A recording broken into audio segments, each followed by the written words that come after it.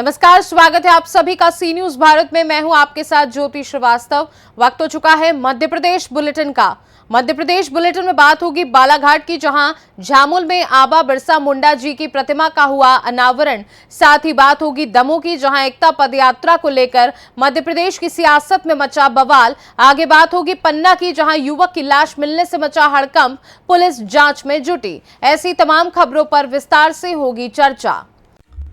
बालाघाट जिले के झामुल में गोंडवाना सर्कल के तत्वावधान में भगवान बिरसा मुंडा का जयंती मनाई गई। इस अवसर पर भगवान बिरसा मुंडा की प्रतिमा का अनावरण समारोह पूर्वक हुआ। कार्यक्रम में विधायक संजय उइके और पूर्व विधायक भगत सिंह नेताम सहित भारी संख्या में आदिवासी समाज के लोग शामिल हुए, जहां पारंपरिक वस्त्र परिधान से सुसज्जित महिलाओं और पुरुषों ने मंदिर की थाप पर अतिथियों का स्वागत किया और प्रतिमा अनावरण स्थल लाया गया, जहां विधायक और पूर्व विधायक ने प्रतिमा का अनावरण करते हुए उन्हें नमन किया और कहा कि भगवान बिरसा मुंडा का संपूर्ण जीवन प्रेरणादायक है। धरती आबा के बताए मार्ग पर चलकर हम देश के समाज को नई दिशा दे सकते हैं। साथ ही उन्होंने स्वजातीय बंधुओं से कहा कि अपने अधिकारों और लड़ाई के लिए संगठित रहें और समाज के युवा अच्छी शिक्षा ग्रहण करें ताकि समाज और ऊंचाई तक पहुंचे।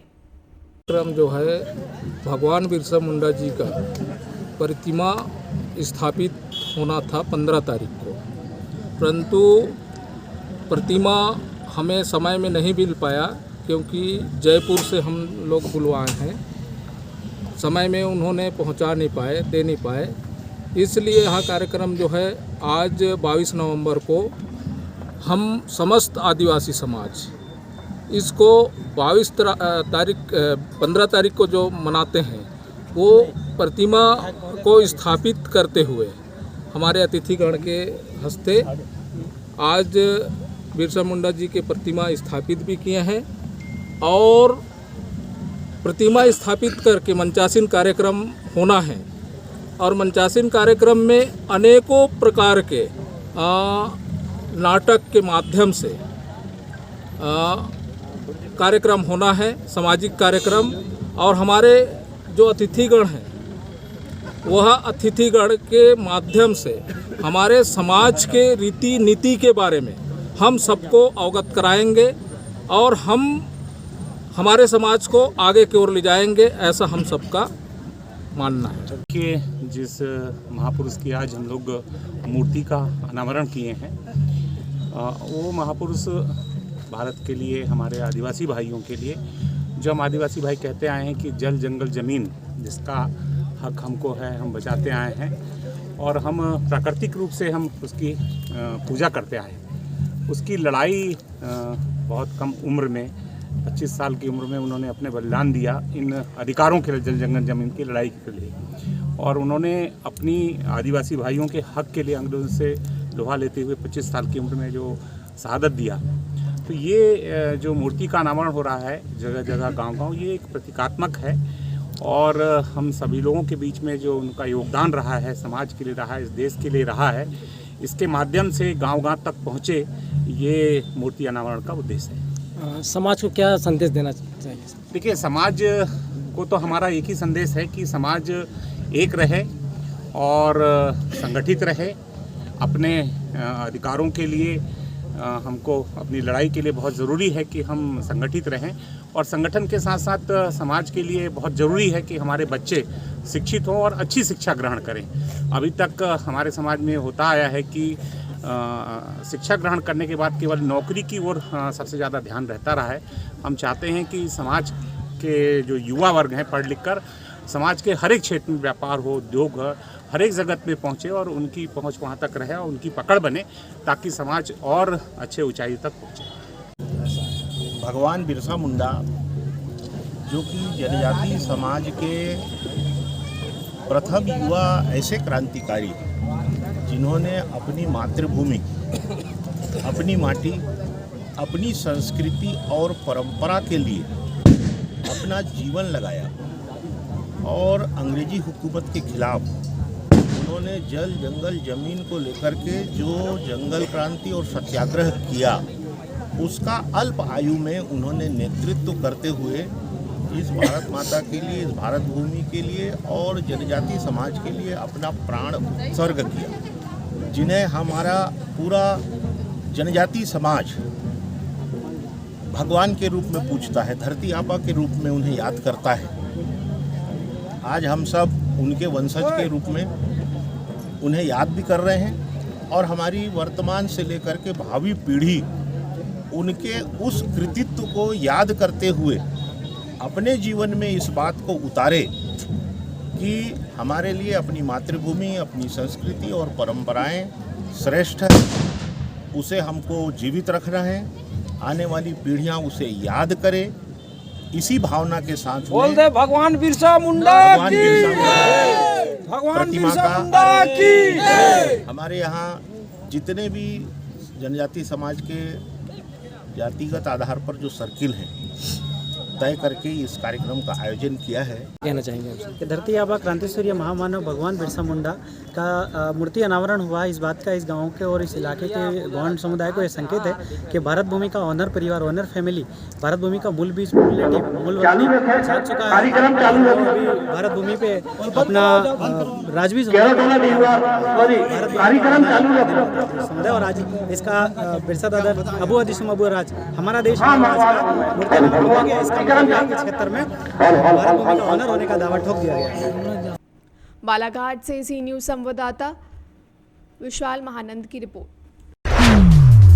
दमोह में हटा के भागेश्वर सरकार धीरेन्द्र कृष्ण शास्त्री की हिंदू एकता पद यात्रा को लेकर मध्य प्रदेश की सियासत में बवाल आया हुआ है। कांग्रेस बागेश्वर सरकार की यात्रा को भाजपा का एजेंडा बता रही है, तो वहीं दमोह सांसद राहुल सिंह लोधी ने भी बागेश्वर सरकार की यात्रा की सराहना करते हुए कहा कि एक भारत श्रेष्ठ भारत, अखंड भारत के लिए हम सब एक हैं, हिंदू सनातन के लिए हम सब एकत्रित हैं।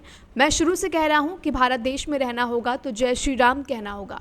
पूज्य गुरुदेव धीरेन्द्र कृष्ण शास्त्री के चरणों में नमन, उनकी सोच और उन्होंने जो दिशा देने का काम किया है मैं उसकी सराहना करता हूं। इसी प्रकार की यात्राएं महाराज के सानिध्य में निरंतर निकलती रहें। 2-3 दिन के भीतर में भी यात्रा में सम्मिलित होंगे। वहीं उन्होंने कांग्रेस पार्टी पर निशाना साधते हुए कहा कि कांग्रेस कह रही है कि राम काल्पनिक है, राम सेतु था ही नहीं, जो श्री राम के अस्तित्व पर प्रश्न उठा रहे हैं। वो कहते हैं कि इसमें हमें कोई मतलब नहीं है, हम श्री राम को मानते हैं, हम सनातनी हैं, भारत में संस्कृति को मानते हैं, हमारे आराध्य राम हैं और माँ नर्मदा जागेश्वर नाथ को मानते हुए हम लोग सनातन के लिए काम कर रहे हैं। रही सर, किस नज़र से देखते हैं? एक भारत श्रेष्ठ भारत, अखंड भारत। ना मैं राहुल सिंह हूँ, ना ये नरेंद्र व्यास है।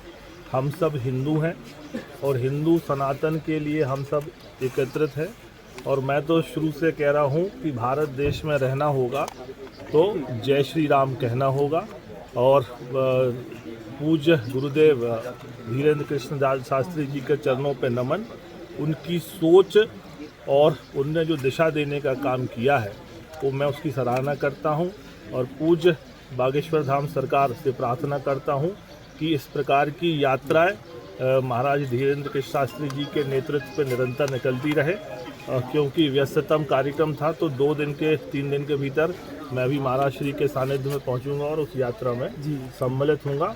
और मैं अंत में फिर पुनः कहता हूं और कि यही कि भारत देश में रहना होगा तो जय श्री राम कहना होगा, यही संदेश मैं देना चाहता हूं। कांग्रेस के नेता कह रहे हैं कि भाजपा का एजेंडा है और भाजपा के लोग यह यात्रा निकाल रहे हैं। कांग्रेस ने तो कह दिया कि राम काल्पनिक है, राम सेतु था नहीं। तो जो श्री राम के अस्तित्व पर प्रश्न उठा रहे हैं वो क्या कहते हैं, क्या करते, इससे हमें कोई मतलब नहीं। हम श्री राम को मानते हैं, हम सनातनी हैं, भारत में संस्कृति को मानते हैं, हमारे आराध्य राम हैं। तो माँ नर्मदा जागेश्वर नाथ हमारे आराध्य हैं, उनको मानते हुए हम लोग सनातन के लिए काम। दमोह से सी न्यूज संवाददाता संतोष मोदी की रिपोर्ट।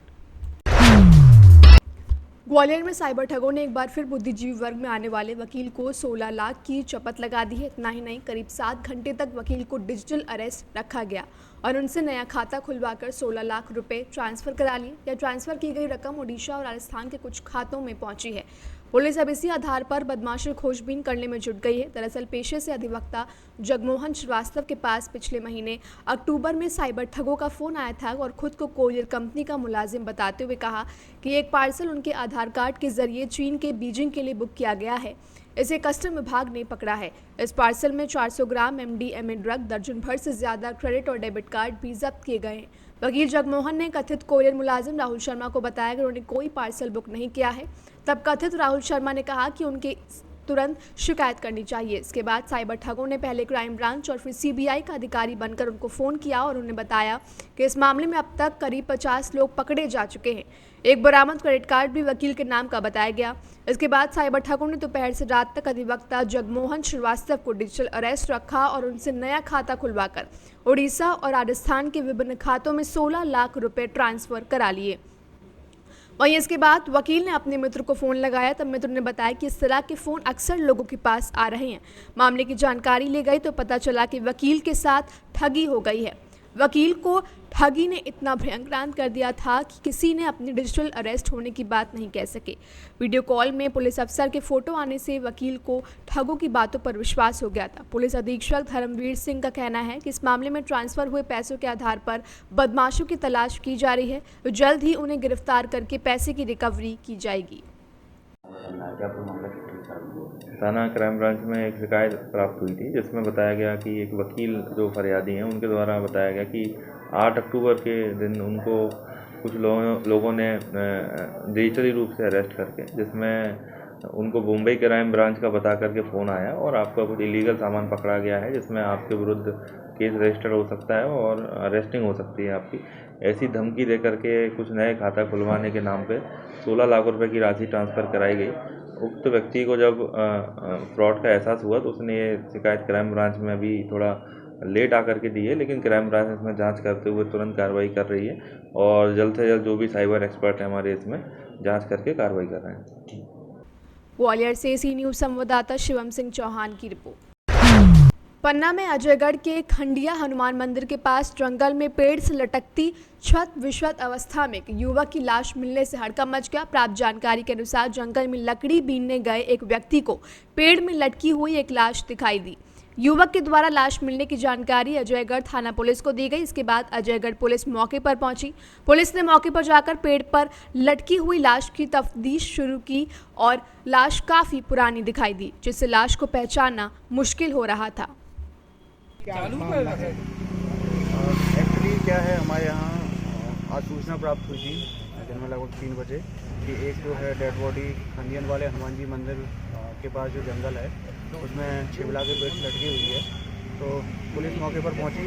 मौके पर पहुंचकर तस्दीक की गई तो पाया गया कि ये जो डेड बॉडी है एक व्यक्ति जो हमारे यहाँ गुमनाम कायम हुआ था, विनोद सिंह लोध पिता नरेंद्र सिंह लोध, इसकी डेड बॉडी है। क्योंकि डेड बॉडी के पास में जो उसका लोअर मिला था उससे उसके डॉक्यूमेंट्स वगैरह मिले हुए हैं। उसके पिताजी ने भी इस चीज़ की तस्दीक की है। तौर पर मर्ग कायम कर दिया गया है और बॉडी का जो है पीएम करवाया जाएगा और उसके बाद वैधानिक कार्रवाई जो भी उचित होगा जो साक्ष्य आएंगे उसके आधार पर की जाएगी। प्रथम दृष्टया क्या लगता है? प्रथम दृष्टया तो क्योंकि वो छिबला के पेड़ पे फांसी पे लटकी है तो फांसी ही मानी जाएगी। बाकी सभी अभी पूरी तरह से जो है पीएम होने के बाद चीज़ें क्लियर हो जाएंगी। क्या है उम्र क्या है सर? उम्र इसकी लगभग 21 साल बताई गई है। नाम